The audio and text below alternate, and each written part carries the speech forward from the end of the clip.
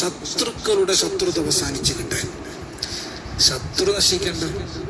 നമ്മുടെ കുടുംബത്തിന്റെ അകത്തും ഉണ്ടാവും ശത്രുക്കൾ, പുറത്തും ഉണ്ടാകും, ആണുങ്ങളിലും ഉണ്ടാവും, പെണ്ണുങ്ങളിലും ഉണ്ടാകും, ജോലി സ്ഥലത്തും ഉണ്ടാവും, നാട്ടിലും ഒക്കെ ഉണ്ടാകും.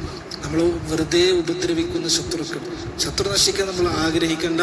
റസൂലുള്ളാഹി അങ്ങനെ ആഗ്രഹിച്ചിട്ടില്ല. റസൂലുള്ളാഹിന്റെ ശത്രുക്കൾക്ക് പനി പിടിച്ചപ്പോൾ റസൂലുള്ളാഹി പോയി സന്ദർശിച്ച ചരിത്രം നമ്മുടെ മുമ്പിലുണ്ട്. അതുകൊണ്ട് ശത്രു നശിക്കണ്ട. ശത്രുവിന്റെ ശത്രുത നശിച്ചു കിട്ടാനുള്ള അമൽ ഖാബിദിലുണ്ട്.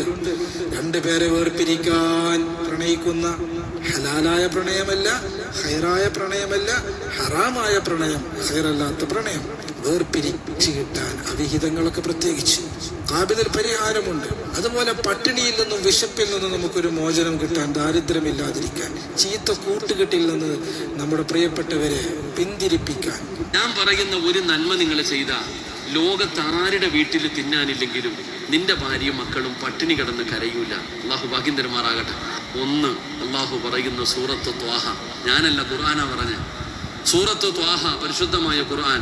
സൂറത്ത് ത്വാഹ എന്ന അധ്യായം എടുത്തു നോക്ക്, അതിന്റെ അവസാനത്തെ പേജ് എടുത്തു നോക്ക്. അള്ളാഹു പറയുകയാ,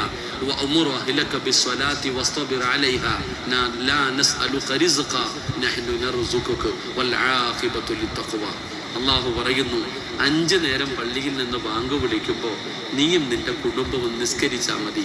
മരിക്കുന്ന കാലം വരെ കഴിക്കാനുള്ള ഭക്ഷണം ഞാൻ തരും. അള്ളാഹു ഈമാൻ തരുമാറാകട്ടെ. അള്ളാഹു ഈമാൻ തരുമാറാകട്ടെ. എന്ത് ചെയ്താൽ മതി? 5 നേരം നിസ്കരിച്ച മരിക്കുന്ന കാലം വരെ തിന്നാനുള്ള ഭക്ഷണം ഞാൻ തരും. അള്ളാഹു ഈമാൻ തരുമാറാകട്ടെ. അള്ളാഹു ഈമാൻ തരുമാറാകട്ടെ. സംശയം ഉണ്ടെങ്കിൽ വീട്ടിൽ പോയിട്ട് സൂറത്ത് ത്വാഹ അവസാനത്തെ പേജ് എടുത്തിട്ട് ഈ ആയത്ത് ഇങ്ങോട്ട് ഓതി നോക്ക്. അല്ല പറയുന്നൊരു ഭക്ഷണം ഞാൻ തരുമെന്ന്. അള്ളാഹു നമുക്ക് ബർക്കത്ത് ചെയ്യുമാറാകട്ടെ. ഇവിടെ ഇത്രയും പേരിയ്ക്കുന്നില്ലേ? ഇവിടെ നിങ്ങളുടെ നാട്ടിൽ ഏറ്റവും നല്ല ഭക്ഷണം കഴിക്കുന്ന ആരാ? ഉദാഹരണം, ഇവിടെ ഇത്രയും ആൾക്കാരിയ്ക്കുന്നു, നമ്മളുടെ ഇടയിൽ ഏറ്റവും നല്ല ഭക്ഷണം കഴിക്കുന്ന വ്യക്തി ആരാ? ആരവാ? നിങ്ങളെന്തും ഉണ്ടായിരിക്കണം. ആരാ? ഉസ്താദന്മാര്. അള്ളാഹു ബർക്കത്ത് ചെയ്യുമാറാകട്ടെ. നിങ്ങൾക്ക് എന്താ അസൂയ തോന്നിയ? ഏറ്റവും നല്ല ഭക്ഷണം കഴിക്കണ ആരാ?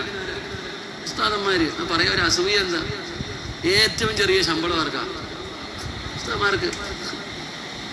കളിക്കാൻ പോകുന്നവനുണ്ടോ 1000 രൂപ? ഏറ്റവും ചെറിയ ശമ്പളമാണ് ആർക്ക്? ഉസ്താദിന്. എന്താണെന്നറിയില്ല, അതിൽ വല്ലാത്തൊരു വർക്കത്താ. അള്ളാഹു ബർക്കത്ത് ചെയ്യുമാറാകട്ടെ. ഏറ്റവും ചെറിയ ശമ്പളം വാങ്ങുന്ന ആൾ ഉസ്താദാ. ഏറ്റവും നല്ല ഭക്ഷണവും കഴിക്കണ ആരാ? ഉസ്താദാ. അള്ളാഹു ബർക്കത്ത് ചെയ്യുമാറാകട്ടെ. തെല്ലിങ്ങളൊക്കെ ഇരിക്കുന്നുണ്ട്. ഞാൻ ഉള്ളതാ പറഞ്ഞേ. ഉസ്താദന്മാർക്ക് എല്ലാ ദിവസവും മട്ടനും ചിക്കനും തന്നെ ആരണമുള്ള നല്ല കഷ്ടം മീനൊക്കെ പടച്ചവനാ. കാണാനും വലിയ വീടും പണമൊക്കെ ഉണ്ട്, കഞ്ഞിയും പയറുപാടും. ഉസ്താദ ഏറ്റവും നല്ല ഭക്ഷണം കഴിക്കുന്നത്. അള്ളാഹു ബർക്കത്ത് ചെയ്യുമാറാകട്ടെ. എന്തുകൊണ്ടാ?